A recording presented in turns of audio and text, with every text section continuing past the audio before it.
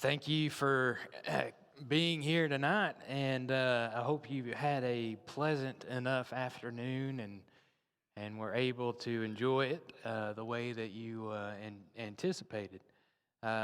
This month, we have looked at different crossroads of various individuals that we find in the Bible, and we are looking at perhaps what is the most critical crossroads for our salvation that was ever decided, foreordained by divine planning, the crossroads of Christ. How appropriate it is to end on the crossroads of Christ. Because in many different areas, in many different facets, at many different opportunities, if Jesus had decided to do something other than what he decided to do, the fate of humanity would be dramatically different. For instance, what if in Matthew chapter 4 and Luke chapter 4, what if in those instances when Jesus was face to face with Satan himself and he faced the temptations that he faced? What if Jesus decided at that crossroads in his life, what if he decided to succumb to those temptations? When he saw all the kingdoms of the earth in the moment of an eye, in the blink of an eye, you remember that. And he saw all those kingdoms, and Satan said, I'll give these to you if you bow down to me. What if Jesus gave in? Our fate would be different, wouldn't it? Or when he took him up to the pinnacle of the temple and he said, cast yourself down. Our fate would be different if he cast himself down. Jesus faced undoubtedly crossroads in his life that if the decision was made other than what was made, we would not have hope. The moments leading up to his death is what we are going to focus on, because in those moments there are several pivotal moments in the Passion story where Jesus finds himself at a junction where he must make a critical decision for me. Because Jesus didn't go through the Passion Week, right? Jesus didn't go through the Passion Week, the moment and that hour of agony leading up to the cross for him, right? Jesus didn't go through any of those things, but it was for my sake that Jesus made those decisions that he did make. For instance, you remember the moment when Jesus was on his knees and he was praying in the garden. It was on his knees that Jesus faced a crossroads that was critical to our salvation when he prayed in the way that he prayed in Mark chapter 14. Mark chapter 14, and you see it there with me, beginning there for our purposes in verse 35. Look at what he says. This is how Mark records this prayer. And going a little further, he fell on the ground and prayed that if it were possible, the hour might pass from him. If it's possible, the hour might pass from him. Now, John speaks a lot in his gospel about recording Jesus saying that for this hour, for this purpose, for this moment that I've come into the world. But now Jesus is at the foothills of that moment, and he is praying to God, if it be possible, let this moment pass. Jesus saw the cross. He saw the soldiers. He saw what was about to transpire. He saw the kiss. And now in this moment, his prayer to God is, let it pass. If we might put that in Kentucky terms, I don't want to. I don't want to do it. Jesus didn't want to go to the cross, otherwise he wouldn't have prayed, if it be possible, let this pass. We see the human nature of Jesus, don't we? we see the despair.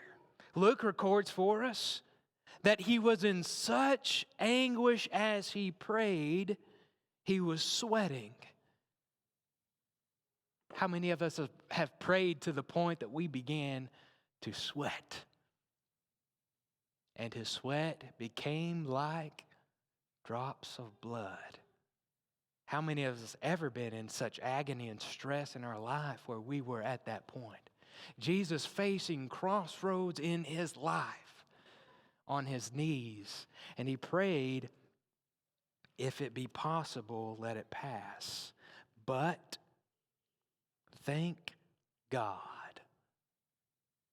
for verse 36. Thank God for verse 36, because verse 35 leaves us with a little bit of hope. And going a little further, he fell on the ground and prayed that if it were possible, the hour might pass from him. But thank God for verse 36, where it says, Abba, Father, all things are possible for you. Remove this cup from me, yet not I will, but what you will.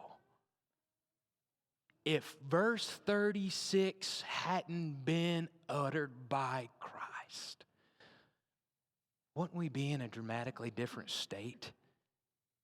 If he didn't ever say, yet not my will, but yours be done. If Jesus didn't surrender what he wanted, the cup to pass, if he didn't surrender that to the greater and more perfect will of God, would we be here at all?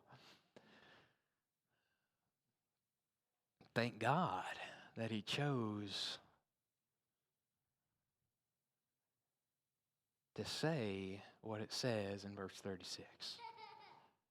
If he hadn't, we might not have been saved. And then there's a matter, because the story continues. I mean, it just starts unfolding and unraveling from here. Up to this point, we have this beautiful ministry of Jesus, and now things start spiraling out of control, and rapidly at that. Because after this prayer is prayed, he comes and he finds his disciples sleeping again, right? They're sleeping again, and he says, rise and wake, for the betrayer is at hand. So we find another crossroads, and we're looking at all the Gospels. We find another crossroads here in the garden of Jesus. Because in the garden we have the clinging of soldiers. We hear the footsteps of those who would lead him to that fake trial, as they called it. And our eyes begin to see the dim flickering of light of the torches as they crest the hill. And there in the front, leading the way, is the one who just ate supper with him in Judas. In John chapter 18, here is the crossroads here.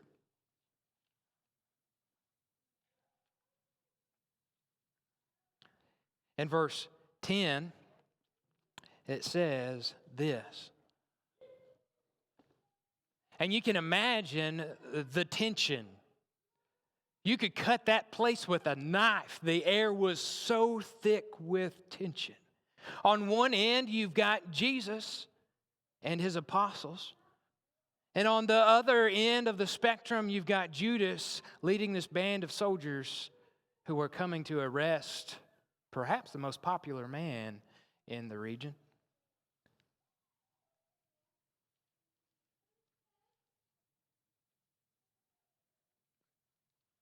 What do you do? If you're Peter, Andrew, or if you're Peter, James, and John, what in the world do you do? They're coming to take away your master, and here is this scoundrel, Judas, who just betrayed Jesus with a kiss. Verse 10, then Simon Peter, having a sword, drew it and struck the high priest's servant and cut off his right ear. That servant's name was Malchus. You remember. So Peter, I suppose by instinct, he sees that they are about to arrest Jesus and carry him to do who knows what. And he knows, right? He knows that Jesus is going to be this new king. So now's as good a time as any to start this rebellion and to lead Jesus to the throne. What if, in this moment, Jesus called those 10,000 angels to destroy the world and to set us free? Because it would make sense if you're setting up your kingdom to proceed with this. But thank God for verse 11.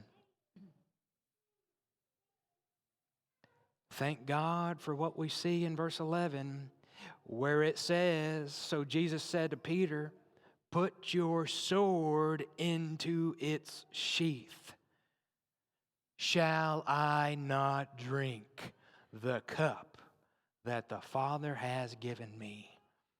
Because it could have all ended and unraveled. The whole plan, the whole scheme of redemption could have at this moment unraveled with a single pull of the sword.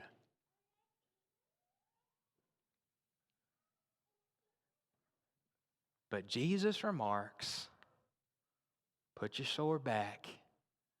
I'm going to do this. Shall I not drink the cup that the Father has given me? Thank God for verse 11. When Jesus makes the decision not to live and to establish his kingdom by the sword, but rather to go through with the plan that was from the beginning. And then there's the matter, ultimately, they take him away. And he goes with them willingly. They take him away to the trial. And he's tried by Caiaphas, and he's tried by Annas. And they both declare that this man needs to die. Not stop teaching, but this man needs to die. We got to get rid of him. So they march him when day breaks, they march him up to Pilate. And Jesus here is on trial before the man who has the authority to put him to death. Jesus is at a crossroads, isn't he? He's at a crossroads in his life. Jesus didn't do anything wrong. Just try it one time. Try to punish your child or your grandchild. Try to punish them for doing something that they didn't do. You'll hear about it, won't you? They'll tell you that you made a mistake, and they'll be quick to tell you that you made a mistake. I didn't do it, Daddy. Okay, you're going to get a spanking anyway.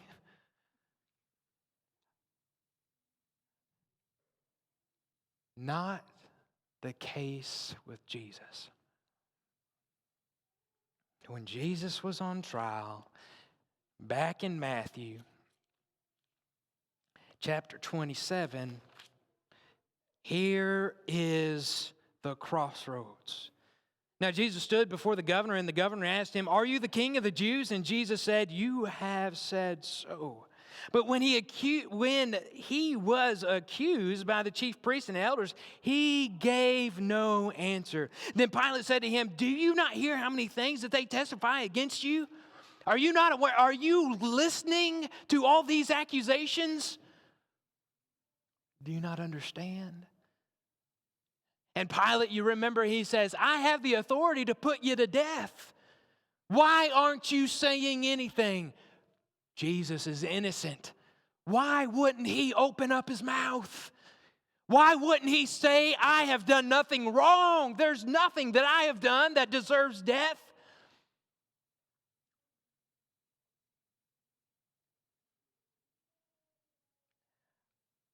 I believe, and this is my opinion, I believe that if Jesus did give a defense, he wouldn't have been crucified. Because he had nothing against him. If Jesus did open his mouth, he wouldn't have died.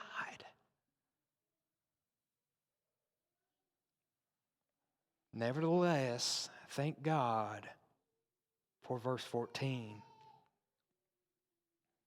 Because he gave him no answer, not even to a single charge, so that the governor was greatly amazed. If Jesus opened his mouth and gave a defense, would we be here? Would Jesus have been crucified? Would Jesus have suffered in the way that he did? Jesus was at a crossroads, and for the sake of my soul, I am so thankful that he did not open his mouth. And then, of course, Jesus ultimately goes to the cross. And on the cross, another crossroads, as he is at the end of his physical life, so to speak, crossroads.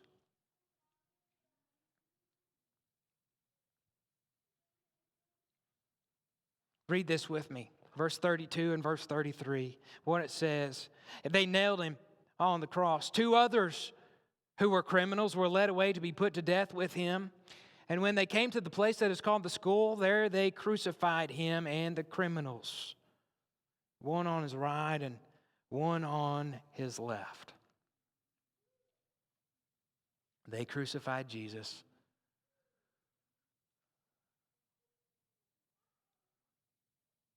They put him to death. And what does he do now?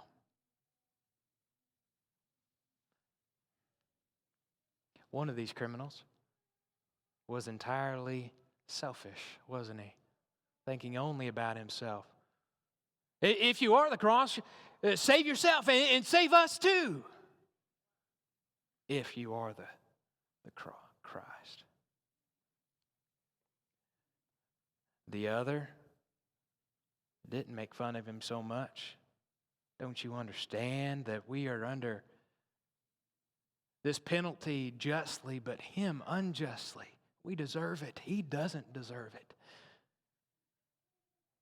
And on the cross, Jesus exemplifying the most selfless act, he utters the very next verse. Thank God for verse 34. Luke chapter 23 and verse 34, it says this, and Jesus said on the cross, right? Jesus said, Father, forgive them, for they know not what they do. And they cast lots and divide his garments.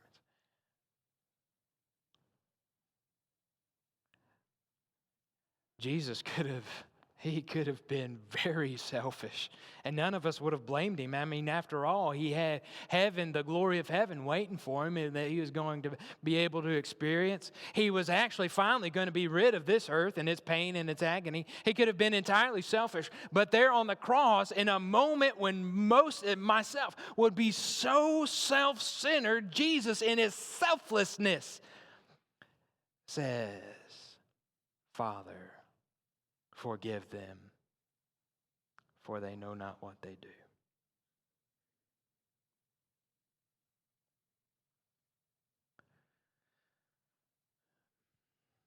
The crossroads of Christ. If Jesus had in any instance chosen a different path than the one that he perfectly chose and perfectly lived, we would be very different. our status would be very different. But thank God he chose what he chose, he did what he did, and he decided what he decided. For me and myself, I want to be more like Christ. I want to make those godly decisions, those selfless decisions. Where are you in your life? Are you with Christ or are you against Christ? Are you following Christ or are you not? Perhaps following your own passions. If you need to get right with God, now is the time to do that as we stand and as we sing.